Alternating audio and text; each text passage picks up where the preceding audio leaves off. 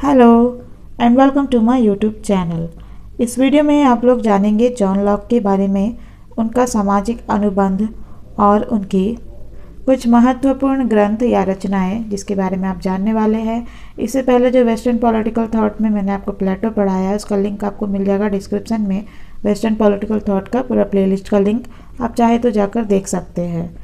तो ये जो जॉन लॉक है वे हॉब्स के बाद ब्रिटिश राजनीतिक चिंतन में महत्वपूर्ण सिद्ध होने वाले सामाजिक समझौता सिद्धांत के उदार, व्यवहारिक और संतुलित बनाने की चेष्टा करने वाले और आधुनिक स्वतंत्रता की धारणा, वैधानिक राजतंत्र और संविधानवाद की राजनीति शास्त्र को अमर देने वाले जॉन लॉक का जन्म 1632 में ब्रिटेन की सामरगेट काउंटी के रिंगटन नामक स्थान पार्लियामेंट की ओर से लड़ने वाली सेना की कंपनी में एक अधिकारी था।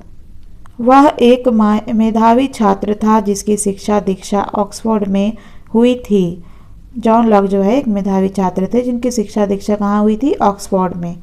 वहीं से उसने 1658 में एमए की डिग्री प्राप्त की। प्रारंभ में उसने एक शिक्षक का काम किया, लेकिन बाद में चिकित्सा शास्त्र का अध्ययन किया और एक डॉक्टर बन गया।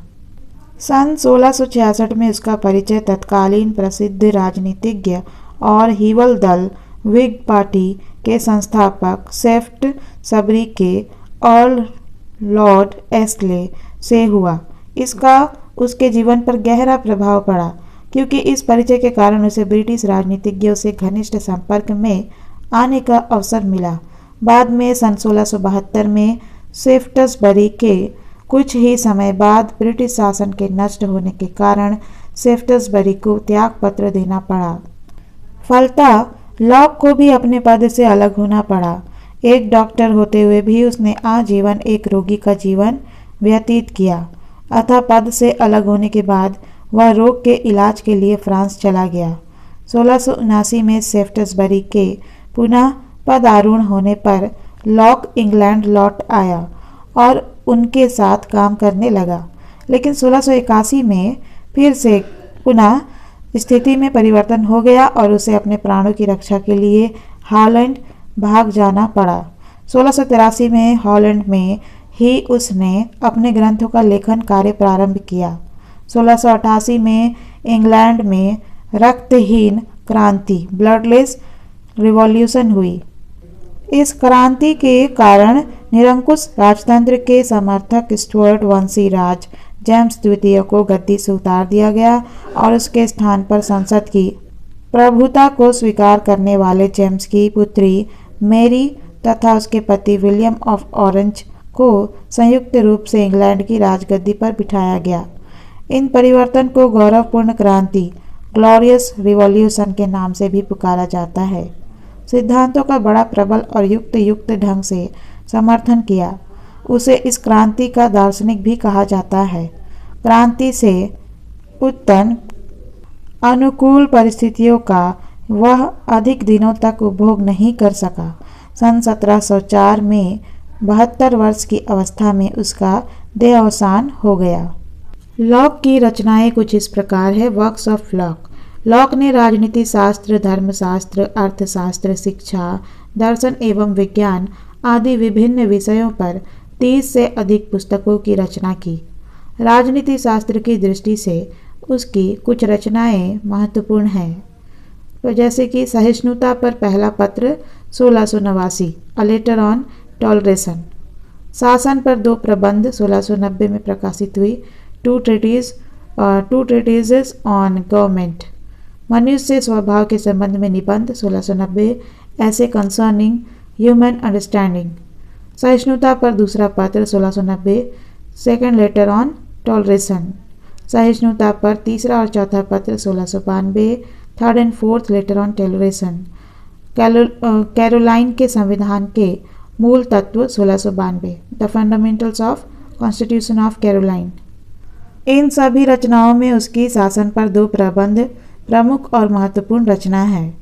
इस रचना का उद्देश्य निरंकुशवाद के आधारों का खंडन करना और यह सिद्ध करना था कि 1688 की क्रांति से राजा विलियम को प्राप्त राजसत्ता जनता की सहमति पर आधारित थी।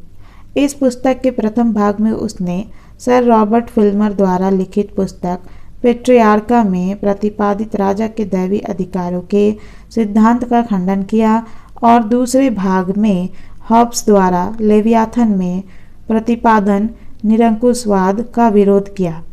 अतः वाहन ने लॉक की इस रचना को दुनाली बंदूक कहा है। लॉक के चिंतन को प्रभावित करने वाली परिस्थितियाँ कुछ है। कंडीशंस विच इन्फ्लुएंस्ड लॉक्स थिंकिंग। लॉक का समय राजनीतिक दृष्टि से उथल पुथल का समय था। अधिकांश यूरोपीय देशों में निरंकुश राजतंत्र का कायम थे, जहाँ के शासक उभरते हुए वैयक्तिक स्वतंत्रता पर आधारित उदारवादी चिंतन को सख्ती से दबा रहे थे। लेकिन इसके बावजूद युग अनुकूल होने के कारण उसका निरंतर प्रचार प्रसार हो रहा था और वह बलशाली होता जा रहा था। इस प्रवृत्ति के कारण शासन के दैवीय सिद्धांत का स्थान सनह सनह उदारवादी चिंतन पर आधारित जनतांत्रिक सिद्धांत लेता जा रहा था। सन 1688 में इंग्लैंड में घटित गौरवमयी क्रांति इसका एक ज्वलंत प्रमाण था, जिसके द्वारा बिना रक्त की एक बूंद बहाए सत्ता में परिवर्तन कर दिया गया था। निरंकुश राजतंत्र के जनतंत्र की ओर होने वाले इस राजनीतिक परिवर्तन और विकास को तत्कालीन आर्थिक और सामाजिक परिस्थितियां भी आवश्यक आधार प्रदान कर रही थी। इंग्लैंड एवं अन्य यूरोपीय देशों के उपनिवेशों के विस्तार से वाणिज्य व्यवसाय करने वाला एक नया वर्ग समाज में महत्वपूर्ण होता जा रहा था। यह वर्ग व्यापार व्यवसाय करने वाला एक नया वर्ग समाज में महत्वपूर्ण होता जा रहा था। यह वर्ग व्यापार व्यवसाय के विकास विस्तार के लिए अधिक स्वतंत्रता की मांग कर रहा था। समृद्ध होने के कारण उसकी इस मांग में प्रभाव पैदा होता जा रहा था। इस मांग की पूर्ति के लिए एक नए राजनीतिक उदारवादी विचार दर्शन की आवश्यकता सर्वत्र अनुभव की जा रही थी। इस आवश्यकता की पूर्ति जॉन लॉक द्वारा अपने दर्शन के माध्यम से की गई। लॉक के अनुसार मानव स्वभाव, human nature according to Locke. Hobbes के विचारों के विपरीत लॉक मनुष्य स्वभाव को स्वाभाविक रूप से अच्छा बताता है और उसके मानवीय गुणों पर बल देता है। वह यानी लॉक मनुष्य को एक विवेकशील प्राणी मानता है और यह कहता है कि विवेकपूर्ण होने के कारण वह स्वेच्छापूर्वक नैतिक व्यवस्था को स्वीकार कर उसके अनुसार जीवन व्यतीत करना अपना कर्तव्य मानता है। इस तरह हॉब्स और लॉक के मानव स्वभाव संबंधी विचारों में आकाश पाताल का अंतर है। हॉब्स का मनुष्य घोर स्वार्थी और भौतिकवादी है, जबकि लॉक का मनुष्य परोपकारी और अध्यात्मवादी है। लॉक कहते हैं कि मनुष्य सहानुभूति, सहयोग, प्रेम और दयालुता आदि मानवीय गुणों से युक्त है और उनके अनुसार आचरण करना अपना परम कर्तव्य समझता है। मनुष्य स्वभाव की इस सदास्यता के आधार पर ही लॉक प्राकृतिक अवस्था का चित्रण करता है। हॉब्स जहाँ मनुष्य की ओर स्वार्थी प्रवृत्ति के कारण प्राकृतिक अवस्था को सतत युद्ध की अवस्था बताता है, वहाँ इसके विपरीत लॉक मनुष्य स्वभाव को जन्मजात इच्छा मानकर कहता है कि प्राकृतिक अवस्था शांति, सद्भावना, पारस्परिक सहायता और रक्षा की अवस्था थी। लॉक के अनुसार मानव स्वभाव की एक अन्य विशेषता उनका उपयोगितावादी दृष्टिकोण है। इस दृष्टिकोण के अनुसार प्रत्येक व्यक्ति दुख से बचना और सुख को प्राप्त करना चाहता है। उसके अनुसार अच्छे और बुरे के निर्णय का यही उपयोगितावादी आधार है। जो सुख प्रदान करती है वह वस्तु अच्छी और जो दुख प्रदान करती है वह बुरी है। सुख प्रदान करने की यह आकांक्षा ही राज्य निर्माण हेतु मनुष्य द्वारा किए जाने वाले समझौते का आधार है। समझौता व्यक्ति के जीवन में शांति और सामंजस्य उत्पन्न करता है और उसके प्राकृतिक अधिकारों को सुरक्षित बनाता है, जिससे उसका जीवन जीने योग्य और आनंददायक होता है। आनंद प्राप्ति के इस उद्देश्य के कारण मानव स्वभाव शांतिपूर्ण और उसका व्यवहार सहयोगी और सद्भावनापूर्ण होता है। लॉक की मनुष्य स्वभाव के संबंध में उपयुक्त धारणा के लिए मुख्य रूप से 3 कारण उत्तरदायी थे। पहला कारण लॉक पर उसके पिता का प्रभाव था। उसके पिता ने उसके साथ हमेशा मित्रवत व्यवहार किया। यहाँ तक कि उसके युवा होने पर भावनावश उसके पिता द्वारा उसकी की गई पिटाई के लिए उसे क्षमा याचना तक की गई। पिता के इस मृदुल और मित्रवत व्यवहार ने उसके मस्तिष्क में इस विचार को सुदृढ़ किया कि मनुष्य जन्मजात रूप से अच्छा और सद्भावनापूर्ण है। दूसरा कारण उसे जीवन पर्यंत ऐसे लोगों का साथ मिला जिन्होंने हमेशा उसके साथ अच्छा और सद्भावनापूर्ण व्यवहार किया और संकट के समय में उसे हर प्रकार की सहायता एवं सहानुभूति प्रदान की। ऑक्सफोर्ड में हिंसा के दौरान, हॉलैंड में निर्वासन के समय और मथाम में जहां उसने अपना अंतिम समय व्यतीत किया, सभी जगह उसे अपने साथियों और मित्रों से भरपूर सहयोग, सद्भाव और स्नेह प्राप्त हुआ। इससे भी मानव स्वभाव की मौलिक अच्छाई के बारे में उसकी भावना सुदृढ़ हुई। इस दृष्टि से तीसरा महत्वपूर्ण कारण 1688 में इंग्लैंड में घटित होने वाली गौरवपूर्ण क्रांति थी, जिसके द्वारा शांतिपूर्ण तरीके से बिना रक्तपात के सत्ता में परिवर्तन कर दिया गया था। इस बुनियादी परिवर्तन करने वाली रक्तहीन क्रांति ने भी उसकी जनतांत्रिक निष्ठा को सुदृढ़ बनाया और उसे यह मानने के लिए प्रेरित किया कि मनुष्य अपनी स्वभावगत सहयोगी प्रवृत्ति के कारण न सिर्फ स्वयं पर शासन करने में समर्थ है, वरन एक ऐसी शासन व्यवस्था स्थापित करने में भी सक्षम है जो किसी निरंकुश सत्ता के बजाय जन सहमति पर आधारित हो। इन विभिन्न कारणों ने मानव स्वभाव की जन्मजात अच्छाई के बारे में लॉक की भावना को सुदृढ़ किया। फलतः उसने इसी मौलिक धारणा पर अपने चिंतन की नींव रखी और उसके भवन का निर्माण किया। प्राकृतिक कानून, नेचुरल लॉ। लॉक यह भी कहता है कि यह प्राकृतिक अवस्था समानता और स्वतंत्रता पर आधारित थी, क्योंकि इसका संचालन प्राकृतिक नियमों, नेचुरल लॉज के अनुसार होता था जो विवेक पर आधारित थे। इस अवस्था में प्रत्येक मनुष्य दूसरों के साथ वैसा ही व्यवहार करता था जैसा कि वह दूसरों से अपने साथ चाहता था। अतः यह प्राकृतिक अवस्था हॉब्स की दशा की भांति भयावह और संघर्षपूर्ण नहीं थी, बल्कि इसमें मनुष्य को अपना कार्य करने एवं अपनी संपत्ति तथा अपने शरीर का प्रयोग करने की पूर्ण स्वतंत्रता और सुरक्षा उपलब्ध थी। मनुष्यों को प्राप्त यह स्वतंत्रता स्वेच्छाचारिता नहीं थी, क्योंकि उनके द्वारा इसका उपभोग प्राकृतिक नियमों की सीमाओं के अंतर्गत किया जाता था। लॉक ने प्राकृतिक अवस्था का चित्रण करते हुए बार बार प्राकृतिक नियमों का उल्लेख किया है। यह प्राकृतिक नियम क्या थे, इसका अर्थ स्पष्ट करते हुए लॉक लिखता है कि प्राकृतिक अवस्था को शासित करने के लिए प्राकृतिक नियम होता है जो प्रत्येक को बाध्य करता है, और प्रज्ञा अर्थात विवेक, जो कि उस कानून का ही दूसरा नाम है, संपूर्ण मानव समाज को जो उसका प्रायः पालन करता है, यह सिखाता है कि सब लोग समान तथा स्वतंत्र है, इसलिए किसी को भी दूसरे के जीवन, स्वास्थ्य, स्वतंत्रता एवं संपत्ति को क्षति नहीं पहुंचाना चाहिए। समस्त मनुष्यों को दूसरे के अधिकारों पर आक्रमण करने और हानि पहुंचाने से रोका जाना चाहिए। उन सबको उन प्राकृतिक नियमों को मानना चाहिए जो शांति और संपूर्ण मानवता की सुरक्षा चाहते हैं। प्राकृतिक अवस्था में प्राकृतिक कानून के कार्यान्वित होने का अर्थ यह है कि प्रत्येक मनुष्य को यह अधिकार है कि वह व्यवस्था अथवा कानून का उल्लंघन करने वालों को उतना दंड दे सके जितना उल्लंघन रोकने के लिए आवश्यक हो।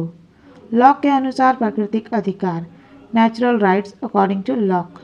लॉक यह बताता है कि प्राकृतिक अवस्था का संचालन प्राकृतिक नियमों के अनुसार होता था तथा व्यक्ति को इन प्राकृतिक नियमों के अनुसार ही प्राकृतिक अधिकार प्राप्त थे। ये प्राकृतिक अधिकार कुल 3 प्रकार के थे। जीवन का अधिकार, राइट ऑफ लाइफ, दूसरा है स्वतंत्रता का अधिकार, right of liberty, and third one is right to property यानी संपत्ति का अधिकार। जीवन का अधिकार, जीवन के अधिकार की व्याख्या करते हुए लॉक यह कहता है कि स्वयं को जीवन को सुरक्षित करना मनुष्य की सबसे प्रबल आकांक्षा होती है और उसके सब कार्यों की प्रेरणा। अतः अपने जीवन को सुरक्षित करने के लिए जो भी विवेकपूर्ण कार्य एक व्यक्ति के द्वारा किए जाते हैं, उनको करने का उसे प्राकृतिक अधिकार प्राप्त है। स्वतंत्रता का अधिकार, हॉब्स के लिए स्वतंत्रता का अर्थ स्वेच्छाचारिता था, किंतु लॉक इससे असहमति प्रकट करते हुए कहता है कि प्राकृतिक अवस्था में प्राकृतिक नियमों के द्वारा स्थापित नैतिक व्यवस्था के अनुसार कार्य करना ही स्वतंत्रता है। अतः प्रत्येक व्यक्ति को नैतिक सीमाओं में रहते हुए अपनी स्वतंत्रता का उपभोग करने का प्राकृतिक अधिकार प्राप्त है। संपत्ति का अधिकार। लॉक ने संपत्ति के अधिकार को अत्यधिक महत्व प्रदान किया है। संपत्ति के अधिकार से उसका तात्पर्य प्राकृतिक अवस्था में जीवन निर्वाह के बाह्य साधनों पर व्यक्तिगत स्वामित्व स्थापित करने से है। लॉक संपत्ति के अधिकार की व्याख्या करते हुए कहता है कि प्रारंभ में सभी व्यक्तियों को प्रकृति प्रदत्त वस्तुओं पर समान अधिकार था।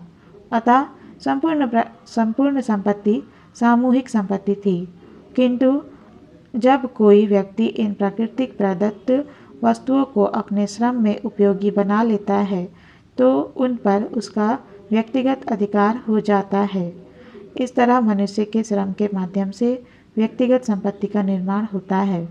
लॉक आगे कहता है कि व्यक्ति को उतनी संपत्ति रखनी चाहिए जिसका कि वह उपयोग कर सके।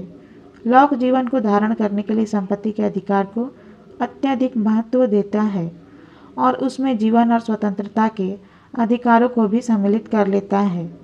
लॉक द्वारा इस अधिकार को दिए गए महत्व की ओर संकेत करते हुए सेबाइन का कथन है कि यह एक ऐसा अधिकार है जो प्रत्येक व्यक्ति अपने व्यक्तित्व के अभिन्न अंग के रूप में लेकर समाज में आता है। अतः समाज इस अधिकार की सृष्टि नहीं करता और कुछ सीमाओं को छोड़कर उसका नियमन भी नहीं कर सकता। इसका कारण यह है कि समाज और शासन दोनों का उद्देश्य संपत्ति के पूर्ववर्ती प्राकृतिक अधिकार की रक्षा करना है। लॉक ने नैतिक दृष्टि से भी संपत्ति के अधिकार का समर्थन किया है, क्योंकि उसका कथन है कि संपत्तिधारी ने उसके साथ अपना श्रम मिश्रित कर लिया है, अतः उसका उपभोग करने का उसे सिर्फ भौतिक अधिकार ही नहीं, नैतिक अधिकार भी है। प्राकृतिक अवस्था की कठिनाइयाँ। Difficulties in the state of nature. प्राकृतिक अवस्था के उपयुक्त अध्ययन से यह स्पष्ट होता है कि उसमें मनुष्य विवेक युक्त प्राकृतिक नियमों का पालन करते हुए एक दूसरे के तीनों प्राकृतिक अधिकारों का सम्मान करते थे। तीनों प्राकृतिक अधिकार यानी जीवन का अधिकार, स्वतंत्रता का अधिकार और संपत्ति का अधिकार, इन तीनों अधिकारों का वे सम्मान करते थे और एक शांतिपूर्ण तथा सभ्य जीवन व्यतीत करते थे। लेकिन फिर भी प्राकृतिक अवस्था में कुछ ऐसी कठिनाइयाँ और असुविधाएं थीं जिनकी वजह से व्यक्ति निरंतर असुरक्षा और अशांति के भय का अनुभव करते रहते थे। अतः उस भय से मुक्ति प्राप्त करने के लिए उन्हें सामाजिक समझौता संपन्न करके राज्य और समाज की स्थापना करने के लिए कदम उठाना पड़ा। प्राकृतिक अवस्था में मुख्य रूप से 3 असुविधाएं थीं। पहली असुविधा प्राकृतिक अवस्था में यह भी कि प्राकृतिक नियम का स्वरूप बड़ा अस्पष्ट था। मनुष्य की बुद्धि में भेद होने के कारण उनके द्वारा उसकी व्याख्या और अर्थ भी भिन्न भिन्न प्रकार से किया जाता था, जिससे उसके बारे में संदेह उत्पन्न हो जाता था और उसके सही स्वरूप का पता लगाना कठिन हो जाता था। दूसरी असुविधा यह थी कि प्राकृतिक नियम की सही परिभाषा करने वाला और उसके अनुसार निर्णय पर उसको कार्यान्वित करने वाला कोई साधन या संस्था उपलब्ध नहीं थी। अतः प्रत्येक व्यक्ति उसकी अपने ढंग से परिभाषा करता था और उसे अपने ढंग से लागू करता था, जिससे संघर्ष उत्पन्न होने की संभावना बराबर बनी रहती थी। इसके अतिरिक्त तीसरी सबसे बड़ी असुविधा यह थी कि प्राकृतिक अवस्था में प्राकृतिक नियमों का उल्लंघन करने वाले व्यक्तियों को दंड देने के लिए कोई एक व्यक्ति या संगठन उत्तरदायी नहीं था। यह अधिकार सभी व्यक्तियों को प्राप्त था, फलतः उसके प्रयोग में ना तो एक रूपता और ना निष्पक्षता संभव थी। इन विभिन्न असुविधाओं के कारण प्राकृतिक अवस्था में जीवन बड़ा असुरक्षित और अनिश्चित था।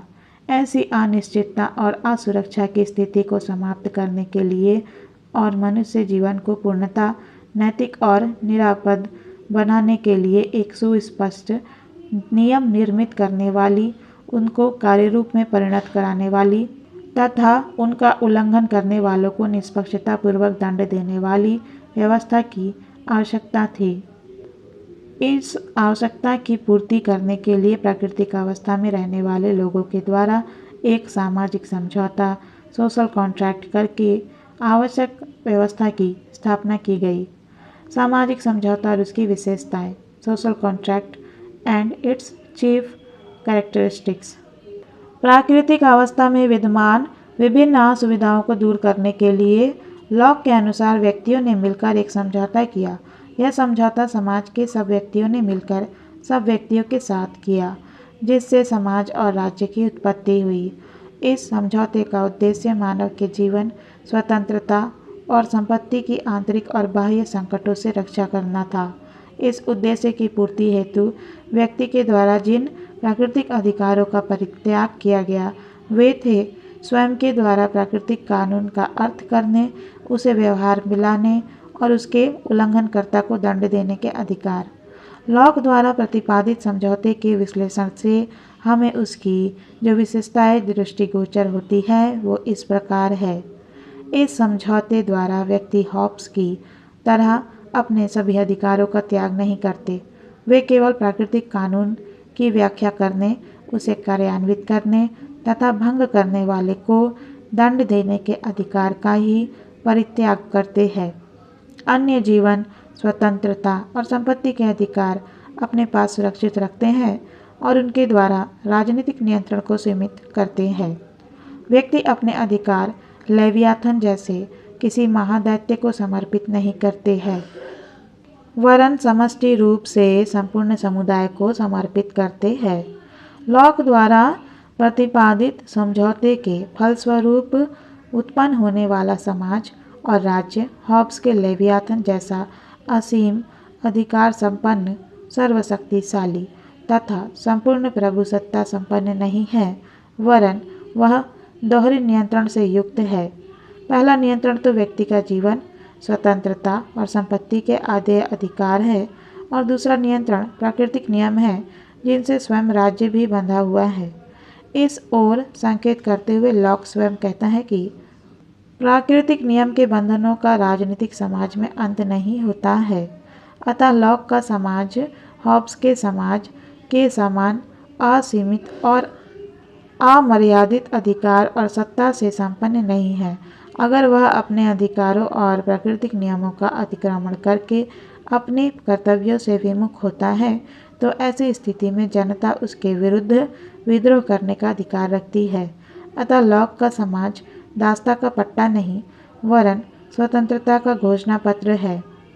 यह एक सर्वसम्मत समझौता है जो जन इच्छा और सहमति पर आधारित है। कोई भी बिना सहमति इस नवीन समाज के प्रवेश नहीं कर सकता, क्योंकि लॉक की यह मान्यता है कि सहमति ही विश्व में प्रत्येक वैध सरकार का निर्माण करती है। लॉक का यह समझौता एक बार संपन्न होने पर रद्द नहीं हो सकता, लेकिन यह उसी तरह से बाद की पीढ़ियों पर लागू नहीं माना जा सकता जिस तरह से यह इसे संपन्न करने वालों पर लागू होता है। बाद की पीढ़ियों की समझौते के प्रति स्वीकृति जानने के लिए लॉक यह सुझाव देता है कि अगर बाद की पीढ़ियां समझौते द्वारा स्थापित व्यवस्था को स्वीकार करती है तो इसे उनकी स्वीकृति समझी जानी चाहिए। लॉक का समाज सर्वसम्मति से निर्मित समाज है।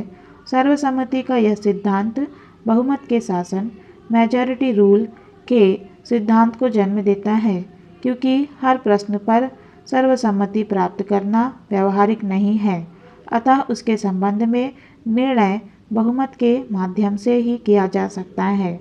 इसलिए अल्पमत को बहुमत का निर्णय स्वीकार करना चाहिए, क्योंकि यह सामाजिक व्यवस्था के संचालन और सामूहिक कार्यों को संभव बनाने के लिए अत्यंत आवश्यक है। बहुमत की इच्छा के अधीन होना सामाजिक समझौते की एक अनिवार्य शर्त है और इसलिए व्यक्तियों को अपना कर्तव्य समझकर राज्य के निर्णयों को कार्यान्वित करने के लिए पूरी शक्ति के साथ सहयोग प्रदान करना चाहिए। समझौते की संख्या, समझौतों की संख्या, नंबर ऑफ कॉन्ट्रैक्ट्स। समाज और राज्य निर्माण का मार्ग प्रशस्त करने वाले समझौते की संख्या 1 थी या 2। इसके बारे में काफ़ी मतभेद है। इसके संबंध में वाहन का मत है कि यद्यपि लॉक ने स्पष्ट उल्लेख नहीं किया है, फिर भी वह 2 प्रकार के समझौते मानता है। पहला समझौता प्राकृतिक अवस्था को समाप्त करके उसके स्थान पर नागरिक समाज सिविल सोसाइटी की स्थापना करता है।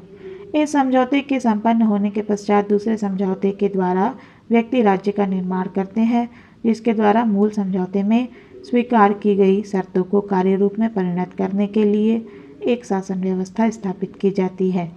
इसी तरह से एल्थ्यूसियस और पुफेंडॉर्फ जैसे अन्य यूरोपीय लेखकों ने भी 2 समझौते की संभावना व्यक्त की है। एक समझौता जो व्यक्तियों में आपस में हुआ तथा जिससे समाज का जन्म हुआ, और दूसरा समझौता समाज और शासक के बीच हुआ जिससे राज्य का जन्म हुआ। इन लेखकों के विपरीत कुछ अन्य लेखकों की मान्यता है कि लॉक 2 समझौते की धारणा का समर्थन नहीं करता, क्योंकि उनके अनुसार मनुष्य में सामाजिकता का गुण प्राकृतिक है तथा राज्य और सरकार में विभेद करते हुए भी लॉक कोई ऐसा संकेत नहीं देता है जिससे यह प्रकट हो कि सरकार निर्माण के लिए दूसरा समझौता किया जाता है। वह सिर्फ एक ही समझौते की बात करता है जिससे कि नागरिक समाज की रचना होती है। लॉक कहता है कि समझौते हमेशा समस्थिति वालों में होता है, लेकिन सरकार और समाज में कोई समानता नहीं है। समाज उच्च है और सरकार उसके अधीन है। इस आधार पर यह सोचना गलत है कि लॉक द्वारा 2 समझौते की बात का समर्थन किया गया है। इस तथ्य की ओर संकेत करते हुए बार्कर का कथन है कि मानव इतिहास में एक ही सामाजिक अनुबंध हुआ, राजनीतिक स्वरूप उसका उपांग था। नागरिक से समाज का जन्म हुआ, अनुबंध के फलस्वरूप राज्य रन्यास अभिलेख के समय आया। अतः सरकार का निर्माण समझौते से नहीं, वरन लोगों द्वारा समझौते के माध्यम से स्थापित न्याय के कुछ विशेष उद्देश्यों की पूर्ति के लिए होता है। समझौते की ऐतिहासिकता, हिस्टोरिसिटी ऑफ द कॉन्ट्रैक्ट। समझौता एक ऐतिहासिक तथ्य है या मात्र एक दार्शनिक धारणा? इस दृष्टि से देखने पर हमें ज्ञात होता है कि इसे अपने दर्शन का आधार मानने के साथ साथ एक ऐतिहासिक सत्य भी मानता है। वह यह कहता है कि यद्यपि इसके ऐतिहासिक होने का कोई प्रमाण उपलब्ध नहीं है, लेकिन उसके अनुसार यह तथ्य उसकी अनैतिहासिकता सिद्ध नहीं करता है, बल्कि यह सिद्ध करता है कि आदिकाल में तथ्य को लिपिबद्ध करने के साधन उपलब्ध नहीं थे, इसलिए इसके संबंध में कोई ऐतिहासिक प्रमाण उपलब्ध नहीं है। यह रोम, वेनिस और स्पार्टा के उदाहरण देकर समझौते की ऐतिहासिकता को सिद्ध करने का प्रयास करता है और उसकी ऐतिहासिकता को चुनौती देने वालों को उत्तर देते हुए कहता है कि उन लोगों को जो कहते हैं कि कभी कोई मनुष्य प्राकृतिक स्थिति में नहीं थे, मेरा यही उत्तर है कि सभी मनुष्य स्वभावतः उस स्थिति में होते हैं और तब तक उस स्थिति में बने रहते हैं जब तक कि वे स्वयं अपने को अपनी राय से किसी राजनीतिक समाज का सदस्य नहीं बना लेते हैं।